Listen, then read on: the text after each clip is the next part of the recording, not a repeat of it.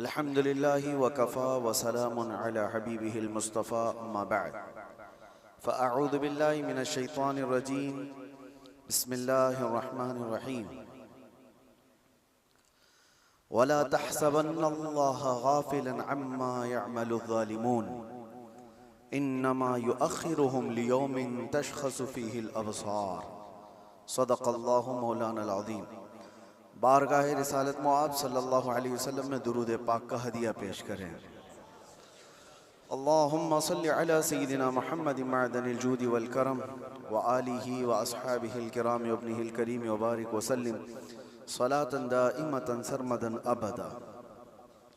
जब रब तबारक व तआला इंसान को पैदा करना चाहा तो कुरान में उसका जिक्र यूँ है, वइज़ क़ाल रब्बुका लिल मलाइकति इन्नी जाइलुन फिल अर्दि खलीफा, कि अल्लाह ताला ने फरिश्तों से फरमाया कि मैं ज़मीन में अपना खलीफा बनाने वाला हूँ।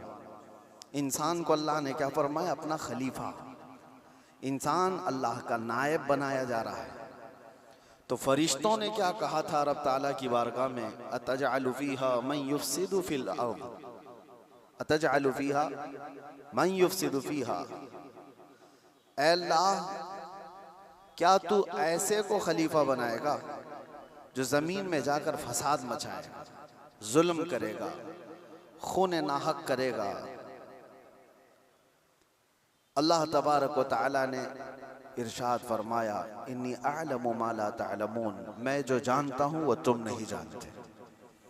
तो फरिश्तों का ये पूछना अल्लाह की बारगाह में कि ज़मीन में आने के बाद इंसान फसाद मचाएगा, बिल्कुल वो रियल बात थी और आज है। देखा जा रहा है कि ज़मीन में फसाद मचाने वालों की तादाद बढ़ती चली गई। लेकिन अल्लाह का निज़ाम है, ये दारुल अमल है, दारुल इम्तिहान है कि यहाँ भेजा गया है इंसानों को पावर देकर, ताकत देकर, इख्तियार देकर। पाबंदी ऐसे नहीं कि तुम कुछ नहीं कर सकते। आज़ाद अल्लाह तबारक व तआला ने इंसान को पैदा करके इम्तिहान के लिए इस ज़मीन पर भेजा है। लेकिन साथ में रब तबारक व तआला ने इंसानों को हिदायत देने के लिए और बुराइयों से बचाने के लिए अंबिया इकराम भी भेजता रहा कि तुम्हें सीधा रास्ता बताएंगे, फसाद मत करना। पहले दिन से इस रुए ज़मीन पर इंसानों के आने के बाद जो फसाद शुरू हुआ वो कत्ल से शुरू हुआ। आदम अलैहिस्सलाम के बड़े बेटे का कत्ल हो गया। दो चीजें आप जहन में रखें, इस रुए ज़मीन पर पहला फसाद है कत्ल। और वजह क्या बनी कत्ल की? औरत। औरत की वजह से जो तारीखों में ये मिलता है, दो भाई एक ही औरत से शादी करना चाहते थे और एक के हक में वो जायज था जो शरीयत आदम में था, लेकिन दूसरा नाहक उस औरत को हासिल करना चाह रहा था। तो उसने अपनी औरत को हासिल करने के लिए रास्ते से उसके जायज शोहर को हटाने के लिए कत्ल कर दिया। ये दुनिया का पहला कत्ल था। तो कत्ल से शुरुआत हुई, औरत सबब बनी, उसके बाद ये फितनों का दौर और फसाद का दौर चलता रहा। रुए ज़मीन पर फसाद होता रहा और अंबिया इकराम अलैहिस्सलाम आते रहे और वो हिदायत दो तरीके से देते।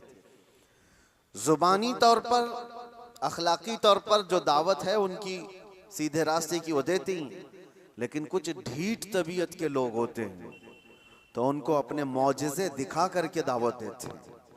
कुछ लोग हैं जब तक उनको अचंभे वाली चीज़ नज़र ना आए तो उनकी तबीयत एक्सेप्ट नहीं करती। तो अल्लाह के नबियों ने मौजिज़े भी दिखाए। मौजिज़ा नबी के हक होने की दलील है। ये दो चीज़ें जब नहीं मानी कौम ने, पहले उनकी वाज़ो नसीहत, दूसरे उनके मौजिज़े से भी नहीं मानी, तब फिर तीसरी चीज़ है अल्लाह का अज़ाब। अल्लाह का अज़ाब आया और उन्हें घेर लिया। और ये तारीख में एक बार नहीं, बार बार होता रहा। रब तबारक व तआला मोहलत देता है जालिमों को। और कुरान पाक की वही आयत मैंने आज आपके सामने तिलावत की। अल्लाह फरमाता है वला तहसबन्नल्लाह गाफिलन अम्मा यअमलु ज़ालिमून। लोगों, ये हरगिज गुमान मत करना कि अल्लाह तबारक व तआला जालिमों से बेखबर है। हरगिज ये मत सोचना कि वो गाफिल है अल्लाह जो कुछ जालिम कर रहे हैं इन कामों से, हरगिज नहीं। इन्नमा युअख्खिरुहुम, हाँ वो उनको ढील दिया हुआ है। लियौमिन तशख़सु फ़ीहिल अब्सार, उस दिन तक के लिए ढील दिया हुआ है जब सबकी आंखें उन्हें पहचान लेंगी और दर्दनाक तरीके से उनकी गिरफ्तारी होगी। जुल्म क्या चीज है, इसकी डेफिनेशन जरूरी है हर इंसान को मालूम होना। जुल्म आम तौर पर हम लोग ये समझते हैं कि ना इंसाफी, इनजस्टिस को जुल्म कहा जाता है, और वो दूसरे के ऊपर जब भी किया जाए तो उसको जुल्म, बल्कि जुल्म आदमी अपने आप से शुरू करता है। कुरान पाक में कई जगहों पर अल्लाह ने ये बयान फरमाया कि वो बड़ा जालिम है जिसने अपनी जान पर जुल्म किया। दूसरों पर जुल्म बाद में होगा, तकरीबन इंसान अपने आप पर भी तो जुल्म कर रहा है। अपने आप पर जुल्म कैसा होगा, अपने आप पर जुल्म कैसे? अपने आप पर जुल्म ये है, जुल्म की तारीफ जो डेफिनेशन है वो ये है, वदअ शै अला गैरि महल्लिही, किसी भी चीज को उसकी असली जगह से हटाकर रख देना।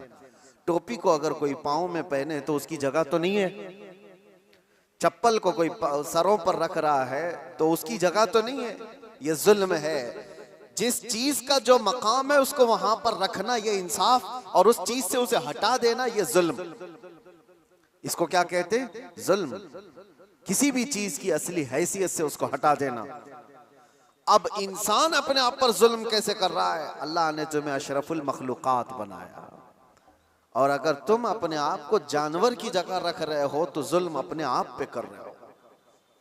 सबसे पहले तुम अपने आप पर जुल्म कर रहे हो। तुम जानवर नहीं, तुम गलाजत नहीं खाते, तुम माँ बहनों के साथ ज़िना नहीं करते, अशरफुल मखलूकात बनाए गए हो।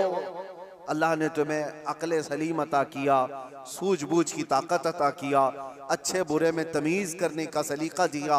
ये सारी चीज़ें अल्लाह ने तुम्हें अता की हैं।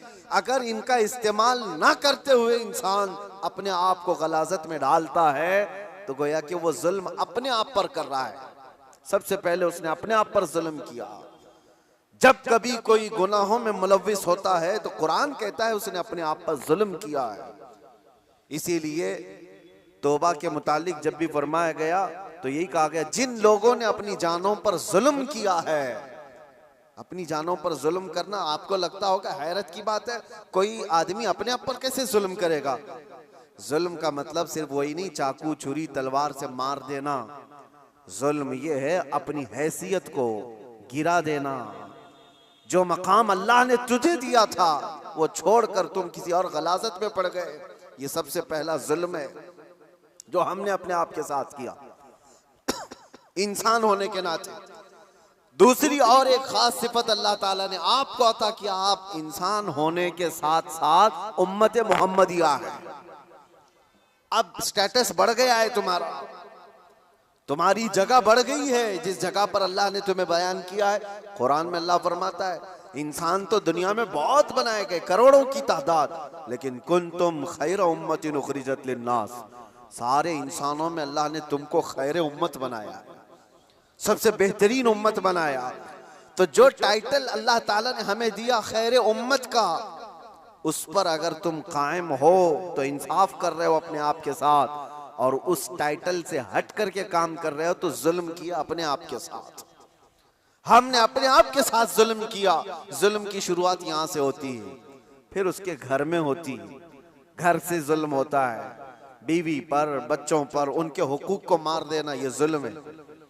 उनके हुकूक की तलफी बहनों, भाइयों, माँ बाप, औलाद, और उसके बाद फिर ये जुल्म बढ़ता हुआ पड़ोसियों तक जाता है, पड़ोसियों के साथ जुल्म, फिर उसके बाद मुआशरे में आता है जिसमें वो जी रहा है, मोहल्ले में, और फिर जैसे जैसे उसके मकामात बढ़ते चले गए उसके साथ साथ जुल्म की शाखें भी बढ़ती चली जाती हैं। जुल्म की हजार किस्में हैं, हजार किस्में हैं। मेरे अजीजों एक बात याद रखो, कुरान में अल्लाह ताला ने फरमाया इन्नहु ला युहिब्बुज़ ज़ालिमीन, अल्लाह ताला जालिमों को हरगिज पसंद नहीं करता। जो हद से ज्यादा बढ़ने वाले हैं वो अल्लाह को पसंद नहीं है। लेकिन लोगों ने जुल्म का कॉन्सेप्ट ये बना करके रखा है, सिर्फ मार धाड़ कत्ल करने वाला ही जालिम है। जालिम तो घर से भी शुरू हुआ है। घरों में हुकूक तलफी जिसने किया वो जालिम है। जिसने बीवी का हक मार लिया वो जालिम, जिसने माँ बाप का हक अदा नहीं किया वो जालिम, जिसने औलाद का हक अदा नहीं किया वो जालिम, जो अपने भाई बहनों का हक मार कर बैठा वो भी जालिम। ये जुल्म की कई शाखें हैं। और उसके बाद मेरे अजीजों, लोग जब अमली जिंदगी में आगे बढ़ते हैं तो जुल्म कहां कहां है मैं आपको बताऊं। जुल्म इंसान करता कब है?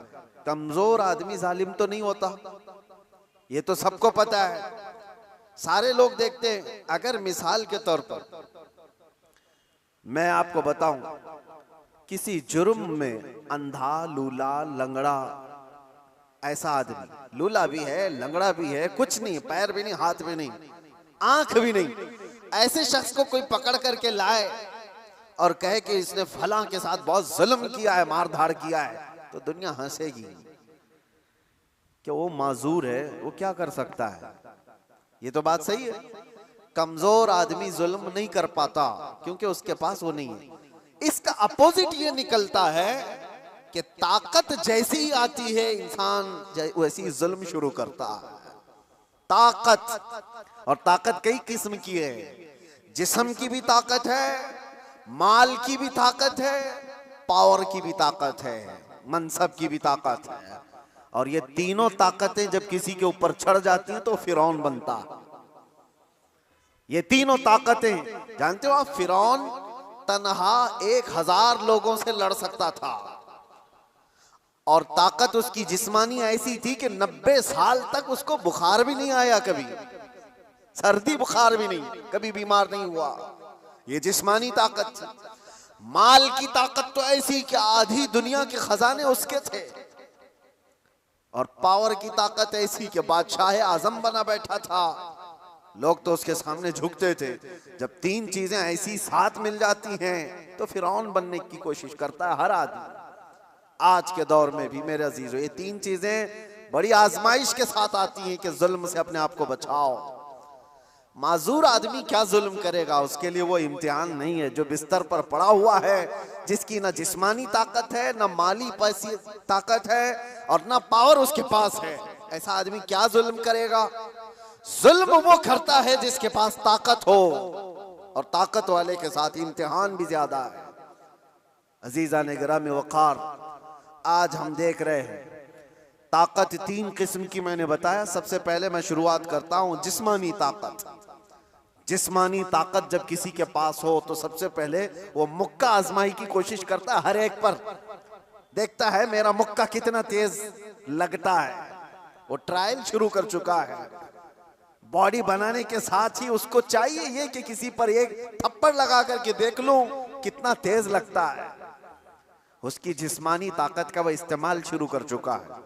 मैं आपको बताऊं, जिस्मानी ताकत में मेरे अजीजों हैदर कर्रार को कौन पहुंच सकता है? जो शेरे खुदा, फातह खैबर, मुश्किल कुशा सैयदना अली इब्न अबी तालिब करमल्लाहु वजहुल करीम, उस जमाने के 40 सहाबा जो दरवाजा उठा नहीं पा रहे थे, तन्हा हजरत अली ने एक हाथ से उठाकर फेंक दिया था। जिनकी ताकत का यह अंदाजा करो, हैदर कर्रार की जिस्मानी ताकत को सारी ये सब नहीं पहुंच सकते काजू बादाम वाले। लेकिन एक जंग के मौके पर मौला अली शेर खुदा रदी अल्लाह तआला अन्हु लड़ रहे हैं और सामने जो मुकाबिल में पहलवान था, अचानक उसको ऐसा पछाड़ दिया कि उसके सीने पर चढ़कर खड़े हो गए। अब हैदर कर्रार के शिकंजे में जो आ जाए, अरे वो शेर नर है जिनकी मां ने ही नाम हैदर रखा हो। जैसे ही वो पंजे में आया, क्या करता, कसमसाया, फड़फड़ाया, लेकिन उसने एक काम क्या किया, आपके मुंह पर थूक दिया। थूक दिया। जाहिर सी बात है, लास्ट मोमेंट पे आदमी ये कोशिश करता है कि मैं मर ही रहा हूं तो सामने वाले को कुछ करके चला जाऊं। उसने थूक दिया। ऐसी मोमेंट पर ताकतवर का गुस्सा डबल हो जाता है।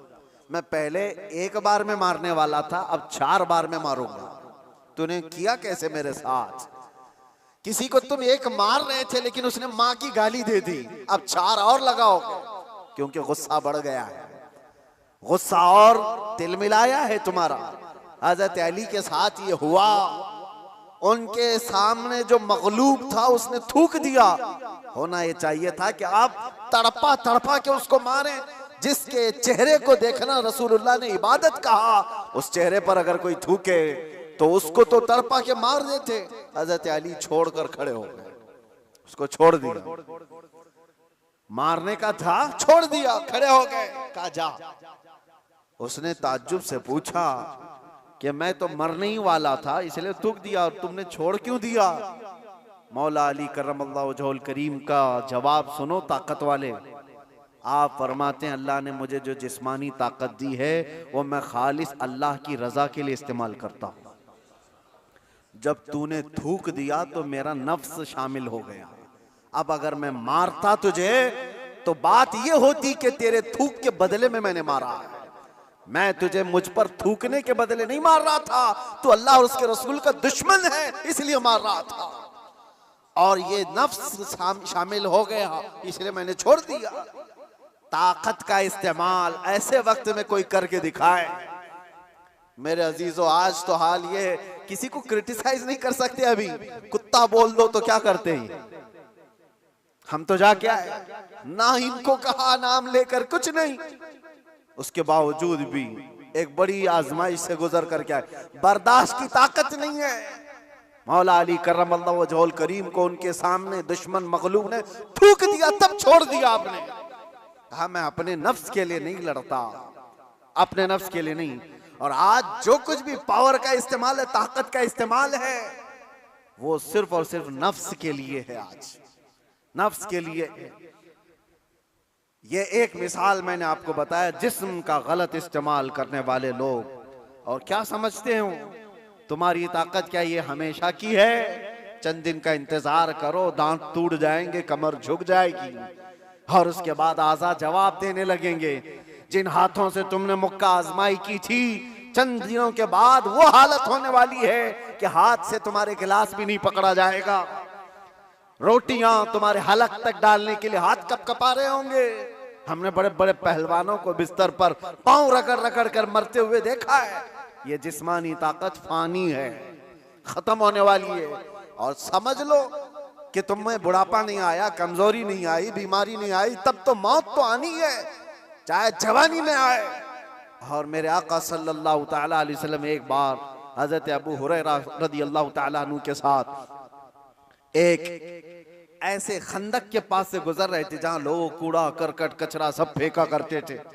वहां पर मेरे आका सल्लल्लाहु तआला अलैहि वसल्लम खड़े हो गए। हजरत अबू हुरैरा से कहते हैं इस खंदक में कुछ तुम्हें नजर आ रहा है? तो आपने कहा हाँ या रसूल अल्लाह सल्लल्लाहु अलैहि वसल्लम, हड्डियां हैं पुरानी। आप सल्लल्लाहु अलैहि वसल्लम ने फरमाया ये उन मरे हुए लोगों की हड्डियां हैं, उनके कपड़े हैं जो गल चुके हैं, जो अपने जमाने में ऊंची सवारियां करते थे, बड़े जिस्मों के मालिक थे। इनको ताकत और कुव्वत बहुत दी गई थी और आज ये सड़ गल गए हैं और कीड़ों की ग़िज़ा बने। ये हश्र तो उन ताकतवरों का भी होगा जो आज अपनी ताकत का गलत इस्तेमाल कर रहे हैं। थोड़े दिनों की बात है, आप ये ताकत को फानी होते हुए देखेंगे। इसलिए मेरे अजीजों, जब अल्लाह ताला ने जिस्मानी ताकत दिया है तो संभाल करके रखना कि हाथ उठे तो कहीं जुल्म के लिए ना उठे, जुल्म के लिए ना उठे। जिस्म का इस्तेमाल कभी अपने नफ्स के लिए ना हो। इमाम अहले सुन्नत इमाम अहमद रजा खान फाजिल बरेलवी रदी अल्लाह ताला कौन नहीं जानता, आज आशिकों के इमाम, बरेली के ताजदार, जिन्होंने हजारों मसाइल का हल लिख दिया अपनी जिंदगी में, 1000 से ज्यादा किताबें लिख दी। और वो शहंशाह वक्त अपने जमाने के कुतुब मस्जिद में एतिकाफ में बैठते थे रमजान में, लेकिन एतिकाफ की हालत में भी मुसलसल इल्मी काम किया करते थे। एक बात थी, आला हजरत जैसे फकीह, उनके जैसा बड़ा आलिम जिसके सामने दूसरे कई उलमा अपने घुटने टेक देते हो। एतिकाफ की हालत में तवज्जो, जैसी ही इफ्तारी हो जाती तो आपके खादिमों में से घर से जो खाना लाया जाया करता था, एक बच्चा था 12 साल का, वो तो शदान लेकर के आता था, इफ्तारी और सहरी पहुंचाता था मस्जिद में। लेकिन आला हजरत को एक आदत थी पान खाने की, और पान खाने वाले लोग इफ्तारी के फौरन बाद पान चाहिए। आला हजरत इफ्तारी कर चुके, पान जो रोजाना आता था वो बच्चा पान लाया नहीं, और टाइम गुजरता गया, आपको पान की तलब हुई कि अभी तक आया नहीं, अभी तक आया नहीं। वो तकरीबन घंटा भर के बाद वो बच्चा आया और दौड़ता हुआ आया, कहा बड़े मौलाना साहब पान रह गया। पान ला करके दिया, एक तमाचा उसको लगाया, कहां चला गया था, पान लेकर कहां भाग गया था। वो बच्चा, जो खादिम है, खिदमत करने वाले लोग हैं, कहा माफ कीजिए भूल गया था, दिया और चला गया भागकर। पान खा लिया। आपके शागिर्द हैं अल्लामा जफरुद्दीन बिहारी रहमतुल्लाह तआला अलैह, उन्होंने लिखा है इसको, आला हजरत के शागिर्द। वो कहते हैं पान खाने के बाद आला हजरत इतने बेकरार हो गए, तरावी हो गई, टहलते रह गए इधर से उधर बेचैनी से। मैंने जाकर पूछा इमाम वक्त से आला हजरत से, मौलाना जफरुद्दीन साहब फरमाते, कहा क्या वजह है। आला हजरत ने कहा मौलाना जाओ वो बच्चा कहाँ है उसको ढूंढ के लाओ। कहा क्यों, क्या हुआ। काम उसको बुला लाइए, मैं उसको मार दिया था। तो मौलाना जफरुद्दीन रहमतुल्लाह अलैह फरमाते, मैं ढूंढने के लिए निकला, वो कहाँ मिलता, रात हो गई थी, कहीं दुबक के सो गया हो। लेकिन आला हजरत ने रात भर ढूंढने लगवाया। जो भी शागिर्द आए उससे कहो बच्चे को ढूंढ लाओ जो खाना लाता है हमारा। वो कहीं मिला ही नहीं। रात भर आप सोए ही नहीं, मस्जिद में टहलते रहे बेकरारी के साथ। सहरी का वक्त हुआ तो तोशादान लेकर बच्चा आ गया, उसकी ड्यूटी थी। वो जैसे ही आया आला हजरत लपक कर दरवाजे पर जाते और जाकर तोशा उसके हाथ से लिया, रख दिया और घुटने टेक कर जमीन पर बैठ गए। वक्त के मुजद्दिद की बात कर रहा हूं। उस बच्चे के दोनों कंधों को पकड़ा और कहा बेटा कल की रात मैंने थप्पड़ मार दिया था अपने हाथ से तुझे, खालिस मेरे पान के लिए, ये मेरे नफ्स के लिए मारा था, तो अल्लाह के लिए मुझे माफ कर दे। वक्त का इमाम अब छोटे बच्चे से कह रहा है मुझे माफ कर दे। वो बच्चा कसमसा रहा है, घबरा रहा है। देखा है वक्त के बड़े बड़े फकीह और मुफ्तियान कराम इस इमाम के सामने बैठ जाते हैं अदब से, और ये वक्त का इमाम मुझसे माफी तलब कर रहा है। बच्चे ने कहा हुजूर छोड़ दीजिए, मैंने कुछ समझा ही नहीं, मुझे कुछ पता ही नहीं। आला हज़रत ने कहा नहीं ऐसा नहीं होगा, तू कह दे माफ किया। मौलाना जफरुद्दीन फरमाते हैं मैं देखता खड़ा था। आला हज़रत कह रहे हैं कल क़यामत के दिन अगर रसूलुल्लाह सल्लल्लाहु अलैहि वसल्लम ने मुझसे पूछा ऐ अहमद रज़ा क्या तेरे अंदर अल्लाह ने ताकत इसलिए दी थी कि तू अपने पान के लिए छोटे बच्चे पर हाथ मारे, मैं क्या जवाब दूंगा उस दिन क़यामत के दिन। आला हज़रत उसको पकड़ करके थाम रहे, तो उस बच्चे ने कहा कि ठीक है मैं माफ कर दिया। आला हज़रत कहते हैं बच्चों को इख्तियार नहीं है माफ करने का, बच्चों को मसाइल है, वो मालिक नहीं है। हाँ आपने कहा अपने सर से टोपी उतारी और कहा जैसे कल मैंने तुझे मारा था वैसे तू भी मुझे मार, बराबर हो जाए मामला। उसका हाथ कांपने लग गया। वक्त का मुजद्दिद कह रहा है आला हज़रत अपनी टोपी उतार कर रख दिए। बच्चा जब नहीं मारने लगा आपने खुद उसका हाथ पकड़ा और हाथ पकड़ करके अपने सर पर मारने लग गए। 3-4 बार उसकी जब थप्पड़ पड़ी तो आला हज़रत मुस्कुराते हुए खड़े हुए कहा बात बराबर की हो गई, तूने मुझे माफ भी किया और बदला भी ले लिया। मौलाना जफरुद्दीन रहमतुल्लाह अलैह फरमाते हमारे आंसू निकल गए। वक्त का मुजद्दिद है, ताकत का गलत इस्तेमाल नहीं। मेरे अजीजों अगर अल्लाह ने जिस्म में ताकत दिया है तो इसलिए नहीं कि तुम अपने से नीचे वालों पर इसका इस्तेमाल करते रहो। इसीलिए अल्लाह के नबी सल्लल्लाहु अलैहि वसल्लम ने क्या फरमाया, मन लम यरहम सगीरना वलम युअक्किर कबीरना फलैसा मिन्ना, जो अपने छोटों पर रहम नहीं करता और बड़ों की शफकत नहीं करता और बड़ों की इज्जत नहीं करता वो मेरी उम्मत में से नहीं। अल्लाह ताला ने अगर ताकत दिया है, नौजवानों से मैं कहता हूं गलत इस्तेमाल नहीं करना, इसका गलत इस्तेमाल कभी ना हो। औरतों को मारने की बात आई, कितने तो घर ऐसे बने हुए हैं, कमजोर है वो, तुमसे कमजोर मखलूक है, लोगों ने उसको बराबर का बनाने की कोशिश की है, लेकिन औरत तुमसे कमजोर बनाई गई है। उसको मारने का हुक्म कहीं पर भी नहीं दिया गया, कहीं पर भी नहीं, किसी भी तरह से। लोग आज अपनी ताकत का भरपूर इस्तेमाल इनके साथ करते हैं, औरतों के साथ। बहुत सख्त जवाब देना होगा मेरे अजीज। औरत तो औरत है, मखलूक भी है अल्लाह ताला की, लेकिन साथ में उम्मत मोहम्मदिया है। इसका जवाब तो बहुत है। हदीस में तो ये मिलता है, जानवरों को जिसने मारा बिला वजह के, कयामत के दिन वो जानवर उठाए जाएंगे और वो आएंगे, मुकद्दमा करेंगे अल्लाह की बारगाह में कि अल्लाह इसने मुझे फलां वक्त बगैर किसी वजह के मारा था। रब ताला उस जानवर को सींग अता करेगा और कहेगा कि तू इतना मार ले इसको यहाँ पर, और वहां सख्ती के साथ वो जानवर इस जालिम को मार रहे होंगे। अहले महशर उसको देख रहे हैं। जानवरों के साथ जुल्म को इस्लाम ने जायज नहीं किया। घरों में अपने औरतों के साथ कौन जुल्म की इजाजत देगा? ये हुई डोमेस्टिक वायलेंस जिसको कहा गया है। मैंने अंदर कैद में देखा कितने ऐसे कैदी औरतों को जला करके अंदर आए हुए हैं, छोटी छोटी बातों पर, जहेज के नाम पर, दो खानदानों के झगड़ों पर औरतों को जला दिया, मार दिया, खत्म कर दिया। ऐसे कितने वाक़यात। इंसान को जब ताकत ज्यादा आ जाए तो वो जुल्म के रास्ते पर आ जाता है। यहां अपने आप को कंट्रोल करना मेरे अजीजों, ये वक्त का बहुत बड़ा चैलेंज है तुम्हारे साथ। ये हुई जिस्मानी ताकत, और जब माल आ जाए, अल्लाह अकबर, ये बड़ी आजमाइश है, ये बड़ी आजमाइश है। चर्बी ज्यादा उस वक्त आती है जब माल ज्यादा आता है। जिस्मानी ताकत तो चले, आदमी अपने आप को कंट्रोल कर लेगा, रोक लेगा, लेकिन माल की चर्बी ये बड़ी खतरनाक है। ये तो गरीबों का मजाक उड़ाती है सबसे पहले, दीन को हल्का समझती है सबसे पहले। ये मौलाना लोग, ये हमारी कैटेगरी के नहीं है। या उलमा, ये तो कमतर लोग हैं, यतीम लोग हैं, लावारिस लोग हैं। मालदार सबसे पहले दीन का मजाक उड़ाने लग जाता है। इसीलिए माल आए तो हमेशा दुआ ये करना कि अल्लाह माल के साथ उस्मान गनी की सखावत अता कर दे।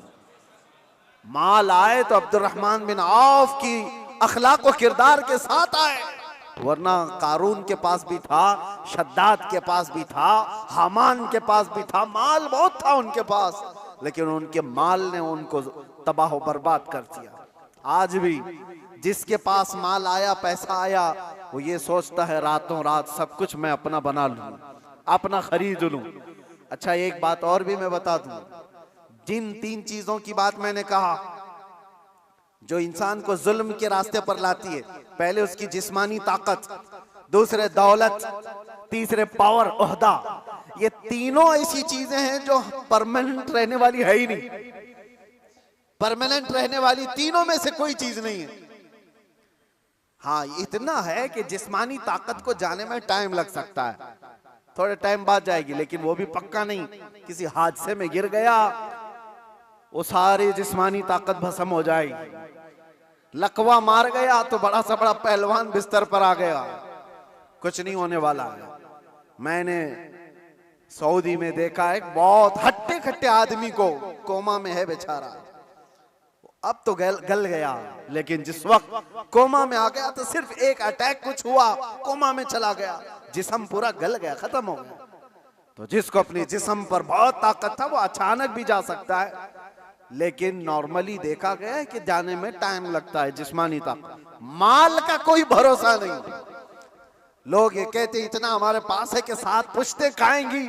हमने उस घर को भी देखा, उसका खुद बेटा 10-10 रुपए की भीख मांगता है। जिसने ये कहा था कि इतना मेरे पास है कि 7 पुश्तें खा सकती हैं, उसका सगा बेटा आज 10 रुपए मांगता है। ये माल को जाने में ज्यादा वक्त नहीं। तीसरा पावर और मनसब। जो लोग आज बैठे हुए हैं उनको लगता है कि सब कुछ हम अपनी कुर्सी से कर लेंगे। तुम्हारी कुर्सी को हिलने में देर नहीं लगता। तुम्हारा जुल्म जो है ये दीमक है जो इस कुर्सी को खाकर खत्म कर देगा। जुल्म कुर्सी पर बैठा हुआ आदमी जब करता है, माल वाला और कुर्सी वाला दोनों, ये वक्त के साथ ऐसे तेज बहते हैं कि उनको अंदाजा ही नहीं होता, उन्हें पता नहीं उनके जुल्म के शिकार मजलूमीन की आहें अल्लाह तक जा रही हैं। रब तबारक व तआला कुरान में फरमाता है कि अल्लाह तबारक व तआला इनके कामों से बेखबर नहीं। जो लोग पीड़ित हैं, जुल्म से निशाना बने हुए हैं, तो क्या इनको इंसाफ नहीं मिलेगा? दुनिया की अदालतें इंसाफ ना दें, अल्लाह की अदालत तो है जो इंसाफ अता करे। जालिम दुनिया में भी भुगतेगा और आखिरत में उसका दर्दनाक अंजाम है, दर्दनाक अंजाम है। फिरौन के साथ क्या हुआ, नमरूद के साथ क्या हुआ? अरे एक मच्छर से हिलाक हो गए। फिरौन पानी में गर्क कर तबाह हो गया, गर्क होकर तबाह हो गया। अबू जहल को 2 छोटे बच्चों ने मार के गिरा दिया। जो ताकत और माल का नशा था जिसको, आज हालात ऐसे मेरे अजीजों, ये 2 तरह का जुल्म बहुत बढ़ गया है, माल का और पावर का। आज जो पूरी इंटरनेशनल न्यूज घूम रही है अमेरिका की दादागिरी, कोई बोलने वाला है इस पर? वो किसी भी मुल्क के राष्ट्रपति को उठा करके ले जाए, किसी को कुछ नहीं। हालांकि नई बात नहीं है, नई बात नहीं। पावर है ना, ताकत है, नशा है, वो कुछ भी कर सकता है। ये पहली बार नहीं, ऐसे कई मुल्कों के साथ हुआ है।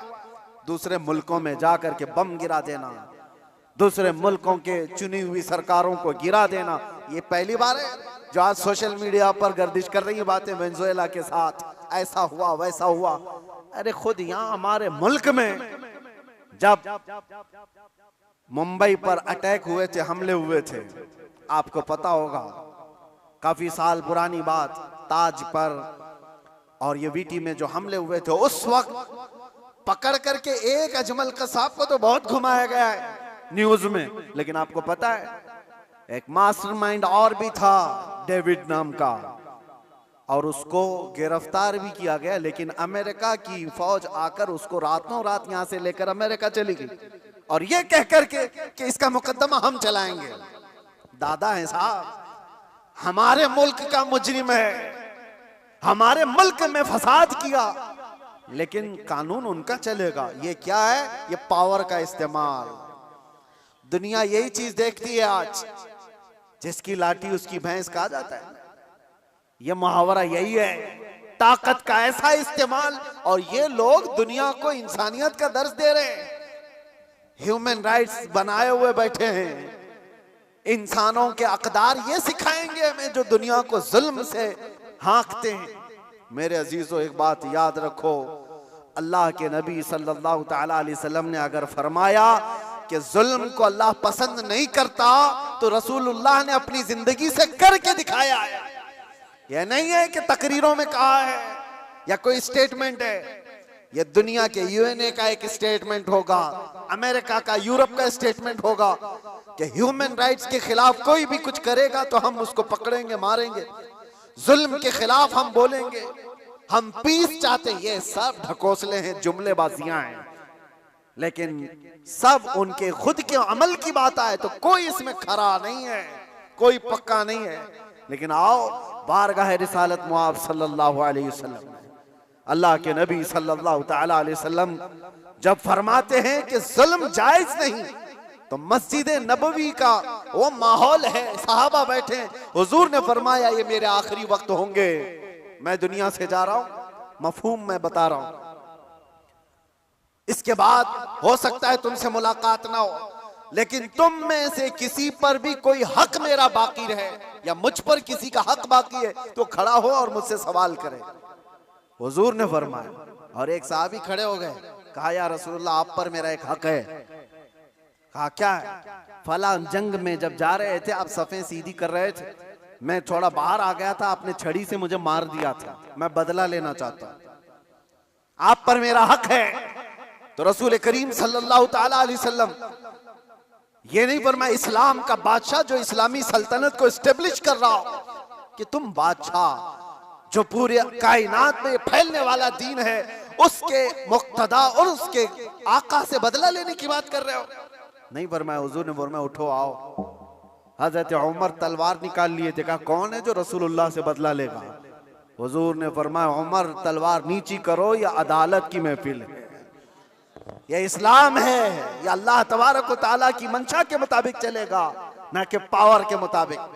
पावर तुम्हारे पास है, इख्तियार तुम्हारे पास है। हुजूर ने फरमाया आ जाओ। वो सहाबी आए, लेकिन उन्होंने ये भी तकाजा किया कि या रसूल अल्लाह, जिस वक्त आपने मारा था मेरे जिस्म पर जुब्बा नहीं था, मैं नंगी पीठ था, आपने मार दिया था, मैं चाहता हूं आप भी अपना जुब्बा उतार दीजिए। हुजूर पाक सल्लल्लाहु अलैहि वसल्लम ने उस वक्त अपना जुब्बा उतार दिया बगैर कुछ कहे। उस सहाबी ने बढ़कर मेरे आका की मोहरे नबूवत का बोसा ले लिया। दोनों कंधों के बीच हुजूर के एक ऐसी मोहरे नबूवत थी जो सूरज से ज्यादा चमकती थी। ये निशानी थी मेरे आका के खातमुन नबीन की, खत्म नबूवत की मोहर। उस सहाबी ने बोसा ले लिया और कहा बदला हो गया मेरा ये। लेकिन अल्लाह के नबी सल्लल्लाहु अलैहि वसल्लम ने अपने आप को पेश तो किया है। कोई किसी के सामने ये गच तो बताए कोई। अरे आज का कोई भी नेता खड़ा होकर के कह दे किसी पर कोई हक बाकी है तो पूरे घर निकल आएंगे। हाँ, सबका तो खा के बैठा हुआ है छोटी छोटी चीजों के लिए।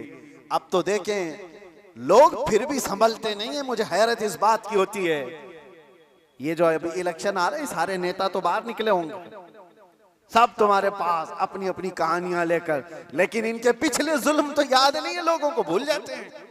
अरे पानी के लिए लोगों से रिश्वत, घर के लिए रिश्वत, हर चीज के लिए।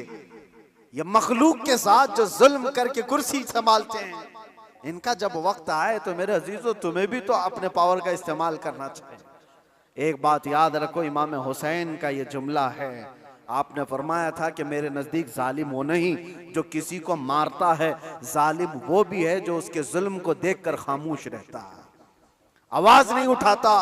और यहां आवाज उठाने की बात तो छोड़ो, तुम तो ताउन कर रहे हो। आप भाई आगे बढ़ो, हम तुम्हारे साथ हैं। जुल्म करते रहो, हम भी तुम्हारे साथ हैं। पैसा खाते रहो, हम भी तुम्हारे साथ हैं। ये क्या है? ये निजाम को बदलने की जरूरत है। आज पावर का जो इस्तेमाल हो रहा है, गलत इस्तेमाल, इसको बदलने की अपने अंदर सोच पैदा करो। आप सोचते होंगे हम थोड़ी तादाद में, हमसे क्या होगा? हरगिज मत सोचो। एक की सोच से भी इनकलाब आता है, एक की सोच से भी इनकलाब आता है। बढ़ना तुम्हारा काम है। तुम क्यों सोचते हो कि पूरी दुनिया मेरे साथ खड़ा होना चाहिए? नहीं। सरकार मुजाहिदे मिल्लत रहमतुल्लाह तआला अलैह बहुत दिल के अंदर मलाल लेकर के चलते थे। उम्मत के हालात ऐसे, मैं उनको पढ़ा तो मैं भी कई मर्तबा ऐसा, जिसको कहते हैं ना डिसअपॉइंट हो जाना, हालात को देख रहे यार कोई आता ही नहीं, क्या फायदे का हम चिल्लाते रह जाएं, लोग आपस में इख्तिलाफ करके छोड़ के चले जाएं। हुजूर मुजाहिदे मिल्लत रहमतुल्लाह तआला अलैह एक बार लोगों को बुलाए थे कि दिल्ली आओ, लेकिन उनकी जितनी तादाद उनको मकसूद थी नहीं आए, तो बहुत ज्यादा नर्वस हो गए। कहा कि इस उम्मत के लिए हम आवाज उठा रहे हैं, ये आने को तैयार नहीं। वापस आए, उस वक्त सुना सरकार मुफ्ती आजम हिंद रहमतुल्लाह तआला अलैह आला हज़रत के शहजादे, उन्होंने कहा था कि मौलाना लोगों को मत देखो, दुनिया जो है कूफा में इमाम मुस्लिम के साथ शाम में 60,000 की तादाद में नमाज पढ़ती है और दूसरे दिन फजर में 2 बच्चों के अलावा कोई नहीं होता। आप इनके बेस पर ना आओ, आप अल्लाह के भरोसे पर जाओ। इसलिए कि गरीब नवाज पहले से हिंदुस्तान में माहौल बना के नहीं आए थे, अल्लाह के भरोसे आए थे, अल्लाह ने माहौल बना दिया। एक आया था लेकिन लाखों को इस्लाम का नूर देकर गया। एक से भी होता है इनकलाब। आप क्यों सोचते हो कि मेरे चाहने से कुछ नहीं होगा?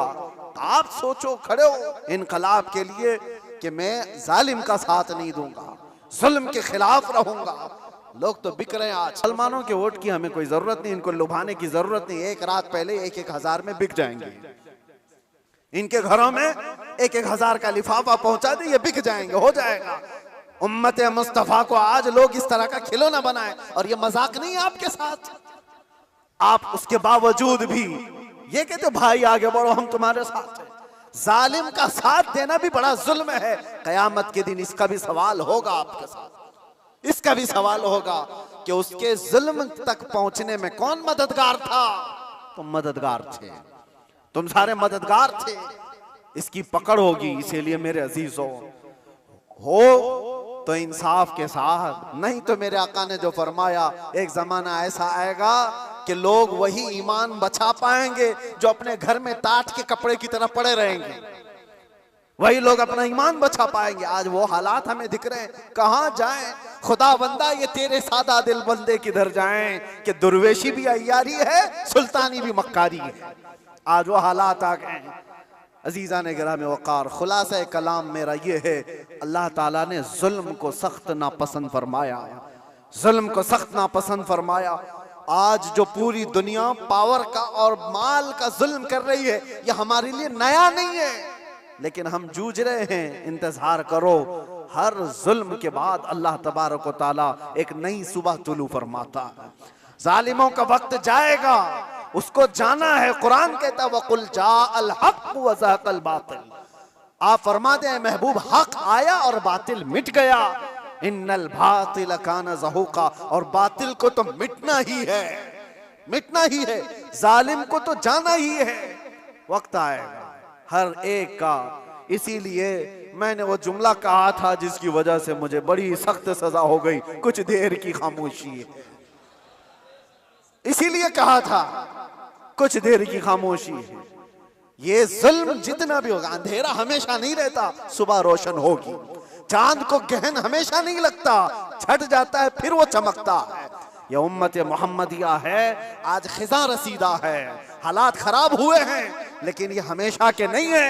ये हालात छटेंगे और उम्मत मोहम्मदिया का वकार वापस आएगा। और हमारा काम क्या है? उम्मत को जगाना, बेदार करना, तुम्हारी तो हैसियत और तुम्हारी अपनी वैल्यू बताना कि तुम वो नहीं हो जिस तरह की जिंदगी गुजार रहे हो। 100 साल पहले इकबाल ने बहुत प्यारा शेर कहा था, बहुत प्यारा, हमें झिझोड़ते हुए कहा था कि उम्मत मोहम्मदिया को मुखातब करते हुए इकबाल ने कहा था कि पहाड़ बसेरा कर पहाड़ों की चट्टानों में, तू शाहीन है बसेरा कर पहाड़ों की चट्टानों में, नहीं तेरा नशीमन कसरे सुल्तानी के गुंबद पर। मतलब समझते हो, उर्दू है, नहीं तेरा नशीमन कसरे सुल्तानी के गुंबद पर। कसरे सुल्तानी बादशाह के महल का गुंबद कितना ऊंचा हो सकता है? ज्यादा से ज्यादा कितना फीट ऊंचा होगा? 200 फीट ऊंचा कर दिया होगा, 400 फीट ऊंचा होगा। लेकिन इकबाल कहता है वो गुंबद की ऊंचाई ये तेरी मंजिल नहीं है। एक परिंदा है शाहीन, जानते हो, जो सबसे ऊंचा उड़ता है, और इतना ऊंचा उड़ता है कि उसको कौवे भी नहीं देख सकते, कौवे भी नहीं देख पाते उसको। शाहीन इतना ऊंचा उड़ता है। और इकबाल इसको उम्मत मोहम्मदिया को कहता है, नहीं तेरा नशीमन कसरे सुल्तानी के गुंबद पर, तेरी ऊंचाई इतनी नहीं है, यहाँ बैठने की नहीं है, तू शाहीन है बसेरा कर पहाड़ों की चट्टानों में, तुम बुलंदी के लिए बनाए गए हो। ये क्या है? ये जो छोटी मोटी चीजें इसके लिए नहीं। अब आखिरी मेरा पैगाम ये है कि जुल्म ये भी है कि रिश्वत लेना, रिश्वत देना। अल्लाह के नबी सल्लल्लाहु अलैहि वसल्लम ने फरमाया, अर्राशी वल मुर्तशी किलाहुमा फिन्नार, रिश्वत लेने वाला, रिश्वत देने वाला दोनों जहन्नम में जाएंगे। मेरे आका ने फरमाया, हाँ, वोट के लिए जो पैसा बांट रहा है और जो ले रहा है, अगर ये रिश्वत की मंजिल में आया, दोनों जहन्नमी हैं। ये मेरे आका की हदीस है, इसीलिए कान खोल करके सुनो। उम्मत को हक बताना ये मेरा फरीजा है। बाद में जहन्नम का काम करना ना करना ये तुम्हारे हाथ में है। अल्लाह तबारक व तआला सबको हिदायत अता फरमाए। रब तबारक व तआला जुल्म की हर शाख से हमारी हिफाजत फरमाए। व आखिर दावाना अनिल हम्दुलिल्लाहि रब्बिल आलमीन। अस्सलामु अलैकुम।